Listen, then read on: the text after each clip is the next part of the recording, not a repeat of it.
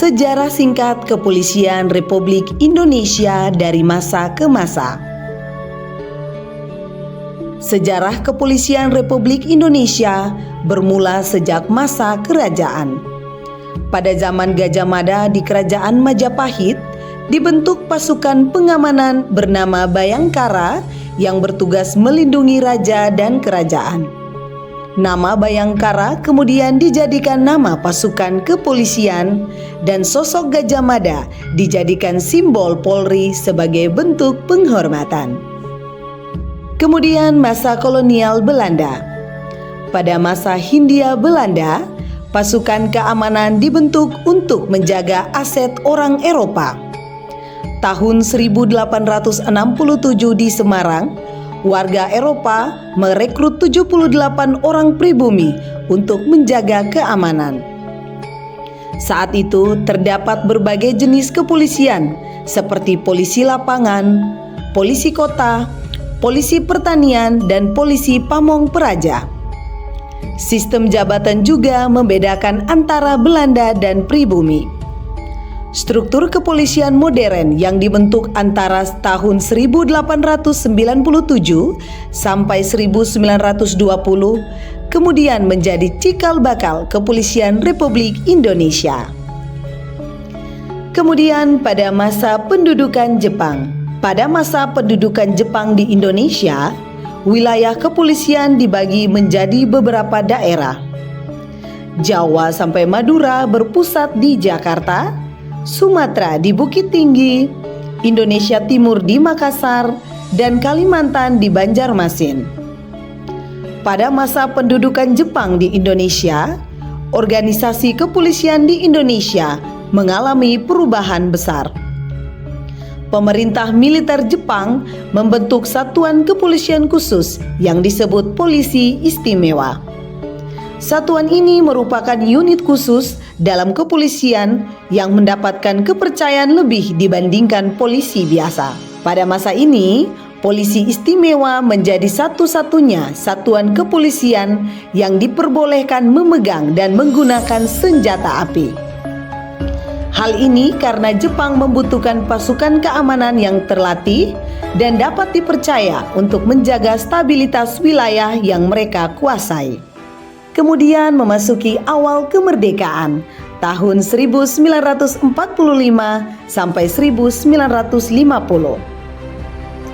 Setelah Jepang menyerah kepada sekutu dan Indonesia memproklamasikan kemerdekaan pada Proklamasi Kemerdekaan Indonesia oleh Soekarno dan Muhammad Hatta, kepolisian menjadi Kepolisian Indonesia yang merdeka. Awalnya, polisi berada di bawah Kementerian Dalam Negeri dengan nama Jawatan Kepolisian Negara, sementara operasionalnya berada di bawah Jaksa Agung. Memasuki masa Orde Lama.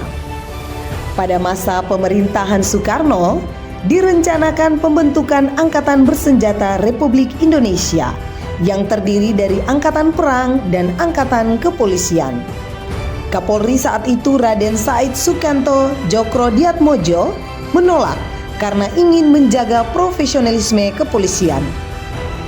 Ia kemudian mengundurkan diri pada tanggal 15 Desember 1959 setelah menjabat sejak tanggal 29 September tahun 1945. Kemudian memasuki masa Orde Baru. Setelah peristiwa Gerakan 30 September, pemerintah memperkuat integrasi ABRI. Melalui SK Presiden nomor 132 tahun 1967, ABRI berada di bawah Departemen Hankam dan terdiri dari Angkatan Darat, Laut, Udara, dan Kepolisian. Integrasi ini membuat perkembangan Polri sebagai institusi sipil menjadi terbatas. Kemudian masa reformasi. Reformasi tahun 1998 yang dipimpin Presiden B.J. Habibie mendorong pemisahan Polri dari ABRI agar menjadi lembaga yang profesional dan mandiri. Melalui instruksi Presiden nomor 2 tahun 1999, Polri resmi dipisahkan dari ABRI. Upacara pemisahan dilakukan pada 1 April 1999 di Mabes ABRI Cilangkap. Selanjutnya, melalui TAP MPR nomor 6 dan 7 tahun 2000, Polri ditetapkan bertanggung jawab langsung kepada Presiden dan fokus pada keamanan serta ketertiban masyarakat. Sementara Tentara Nasional Indonesia bertanggung jawab pada pertahanan negara. Pada tanggal 8 Januari 2022, disahkan Undang-Undang Nomor 2 Tahun 2002 tentang Kepolisian Negara Republik Indonesia oleh Presiden Megawati Soekarno Putri. Undang-undang ini menegaskan bahwa Kapolri bertanggung jawab langsung kepada Presiden, pengangkatannya harus disetujui DPR, serta dibentuk Komisi Kepolisian Nasional. Sejak reformasi, Polri melakukan berbagai perubahan seperti demilitarisasi, penerapan prinsip hak asasi manusia, perubahan doktrin dan pelatihan, serta reorganisasi yang diatur dalam Peraturan Presiden Nomor 52 Tahun 2010. Sejak tahun 1945, Polri berperan dalam mempertahankan kemerdekaan Indonesia dan resmi berdiri sebagai institusi nasional pada tanggal 1 Juli 1946 yang kini diperingati sebagai Hari Bayangkara. Berbagai prestasi telah berhasil diraih dalam menjaga keamanan dan ketertiban masyarakat. Di antaranya, pengungkapan kasus bom Bali tahun 2002, penangkapan dan penindakan tokoh teroris. Polri berhasil menangkap dan melumpuhkan sejumlah tokoh penting jaringan teroris, di antaranya Asahari Hussein yang tewas dalam operasi di Malang pada tahun 2005, Nurdin M. Top yang tewas dalam operasi di Solo pada tahun 2009, pembentukan dan keberhasilan operasi Densus 88 yang dibentuk pada tahun 2003. Polri juga berhasil menangani berbagai serangan teror pada era modern, seperti bom Tamrin 2016 di Jakarta dan bom Surabaya 2018. Di bidang narkotika dan kejahatan terorganisir, Polri berhasil mengungkap penyelundupan 1 ton sabu di Banten pada tahun 2017. Polri juga berhasil mengamankan pemilu dan pilkada secara serentak, pengamanan event internasional seperti Asian Games 2018, pengamanan KTT dan kunjungan kepala negara. Polri juga berhasil meluncurkan layanan SIM online dan perpanjangan STNK digital, penerapan ETLE, dan program presisi.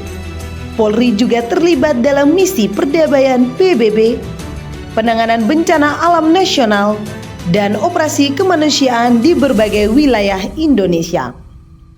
Kapolda NTT Irjen Pol Dr. Rudi Dermoko SIK MSI di bawah kepemimpinannya menghadirkan berbagai terobosan dan program inovatif yang bertujuan untuk memperkuat kehadiran Kepolisian Negara Republik Indonesia sebagai pelindung, pengayom, dan pelayan masyarakat. Di antaranya, pembangunan di Mapolda NTT berupa Lapangan Tribrata, Lapangan Bayangkara, Lapangan Catur Prasetya, pembangunan lampu jalan di SPN, Polairut, dan Asrama Polda, pembangunan rumah bahagia Polda NTT, merenovasi ruangan 110, pembangunan sumur bor yang tersebar di seluruh wilayah Provinsi NTT, bedah rumah, USIFT.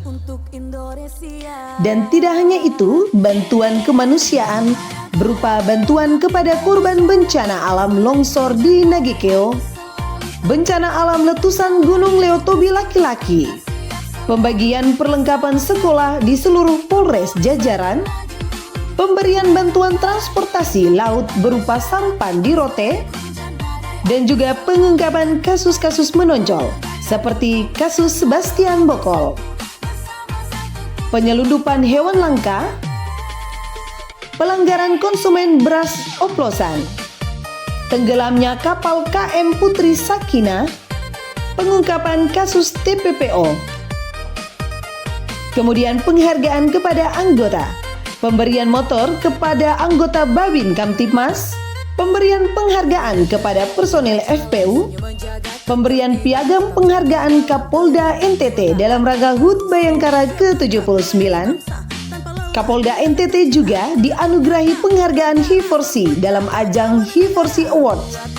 Tidak hanya itu, Kapolda NTT juga secara resmi meluncing buku berjudul Sisi Lain Polisi dan Srikandi Floba Morata.